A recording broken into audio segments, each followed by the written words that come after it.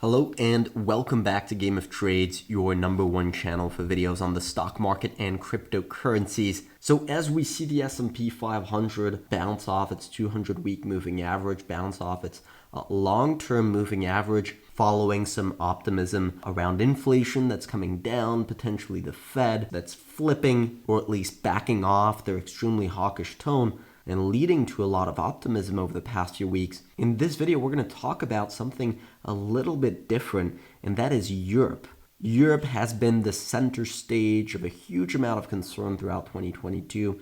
We've seen a war break out, an energy crisis escalate. We've seen certain nations in extremely poor economic growth, raising a lot of concern that Europe is actually heading into a huge economic downturn, and that is going to have spillovers in the US. This is a chart that shows basically how much impact a euro area recession would have compared to a China, how much impact that would have on the US. And you can see euro definitely is a more integrated economy to the US.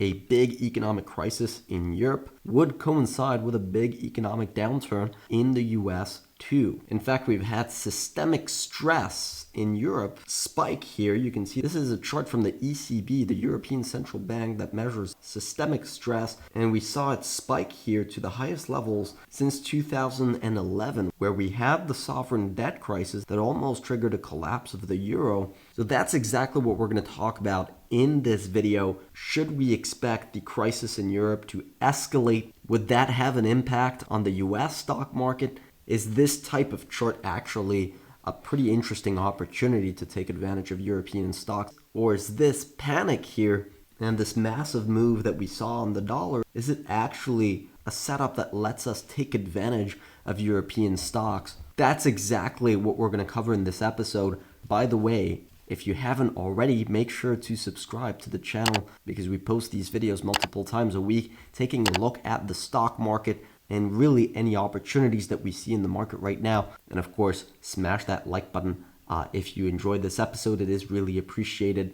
It really does help push our videos out to more people. Now, without further ado, let's get right into it. So this is actually a video that follows up an article that we posted a while back. We have to go back to October 24th. Europe, is it a disaster or an opportunity? We had a video explaining the entire thesis along with a bullet point summary. But if we skip down, there's a few very interesting charts here, including this one that shows the euro, right? The euro against the US dollar that really saw a big weakening here throughout 2022. One of the biggest weakenings since 2000. This was on the 24th of October. So back when the dollar was trading around its highs here.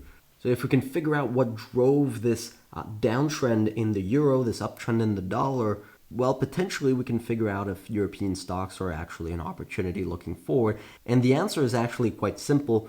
Germany was really the big concern here. They're a huge industry, very dependent on Russian gas. And of course, when war broke out and escalated throughout 2022, well, there was a huge amount of concern regarding the German economy, and rightly so, because German manufacturing was actually a big drag, right? German manufacturing typically drives growth in the euro area. Here in 2022, you can see the biggest European economy was a drag to growth, making European stocks actually extremely cheap compared to US stocks. Cheapest they've been since 2009, right? That's very interesting. Now, it doesn't actually tell you that European stocks are going to outperform from now. It just means they're cheap. And you actually need to dig into the reasons why they're cheap to understand whether those reasons are going to go away and you can actually expect better valuations.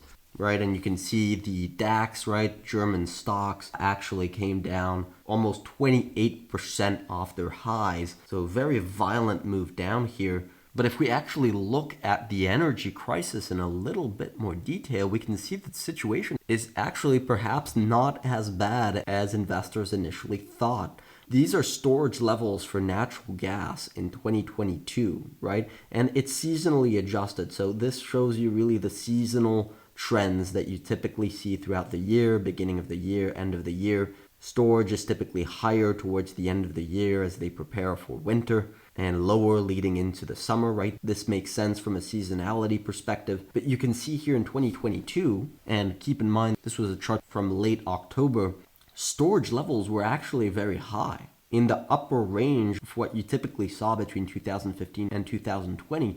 So this is a pretty good picture. Now, Europe is also seeing some pretty hot weather for the winter. So it's very interesting to see this type of setup, because a lot of what drove the strong dollar throughout 2022 was around the energy crisis in Europe.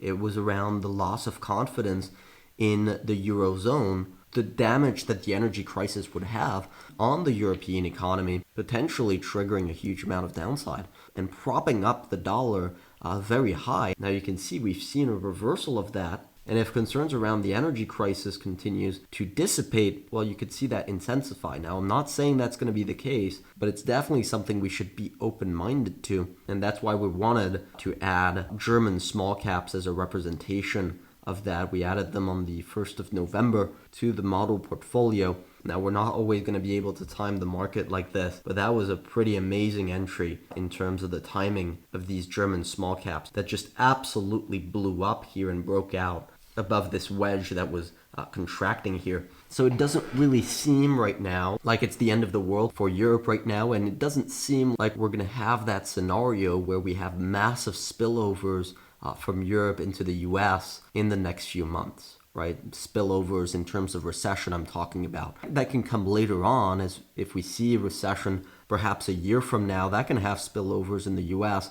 But that worst case scenario of the European Union being deep into a recession in early 2023 and causing a recession in the US, that doesn't seem like it's happening right now. Or at least it seems like perhaps the worst of it is behind us, or else German small caps wouldn't be up 30% off their lows right now. Now, this is really what the goal of our service is. At Game of Trades, we want to look for opportunities wherever they may be in terms of the actual assets or around the world. And the dollar is something we're going to be discussing in quite a lot of detail over the next couple of weeks to try and understand fully what the bet is on the dollar, how we can take advantage of it, and how that impacts our positioning looking forward. So do make sure to stay tuned in for that. Now, in terms of the actual price action on the S&P 500, we posted an S&P update today, looking at the short-term technicals in a little bit more detail. The only thing I'm not quite a fan of is what's happening on J&K right now. You can see this is the junk bond ETF. Typically, you want to see junk bonds confirm what's happening on the S&P 500. That's not what we're seeing right now. Junk bonds are potentially telling us there's some short-term turbulence coming. So 3,900 points is a very important level to watch out for. We do remain in that bullish price channel. Nothing goes up in a straight line. You'd expect to see some counter-trend correction here after such a strong move. This line of support would act as that type of support level. If it gets broken, well, that starts to look a little bit worse for the S&P 500. But of course, we'll be updating you guys as we see important developments. That's about all I wanted to cover in this episode. I hope you guys enjoyed. If you did, make sure to smash that like button and subscribe to the channel if you haven't already. Now, in the meantime, I wish you good luck on your trading and see you next time.